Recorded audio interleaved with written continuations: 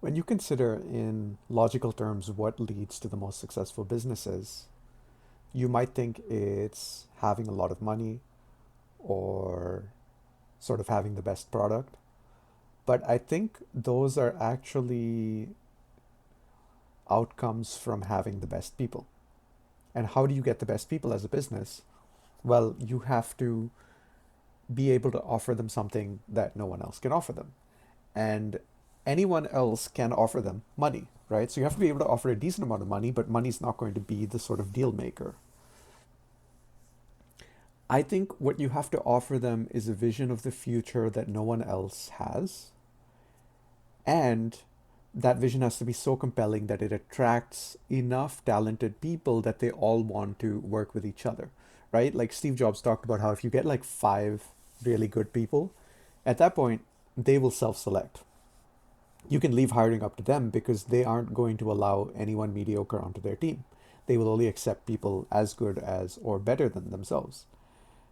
So I think this can be extrapolated to life as well, in the sense of like your overall success in life is going to be determined by the level of talent that you surround yourself with and the level of quality people that you attract and retain in your life.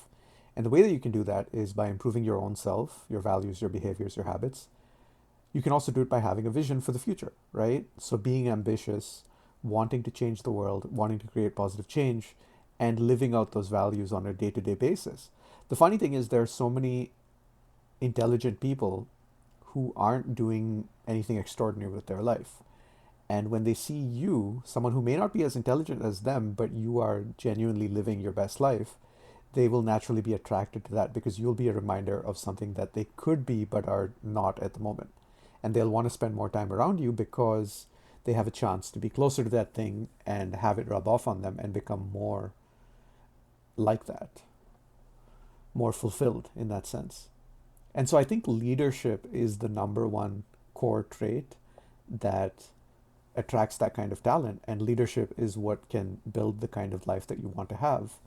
And the nice thing is, it's really fulfilling because leadership is a force multiplier, right? Like a good leader will create a sort of exponential effect based on the number of people in their circle, right? So a good leader with 500 people versus a good leader with 5,000 people. The leader with 5,000 people is just exponentially more impactful. And each of those 5,000 people can feel that effect. So I think it's interesting, but leadership might be the skill that we need to start prioritizing and teaching our kids. And a lot of people have this misconception that there can only be one leader, but I actually think leadership scales with itself. So if you had 5,000 leaders in a group, they would be much more effective than one leader and 4,999 followers.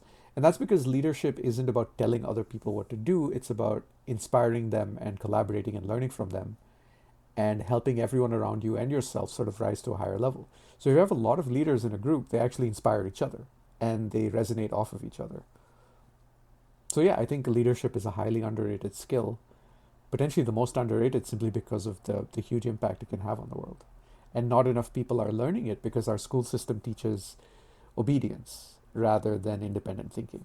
And you need to be an independent thinker to be a good leader.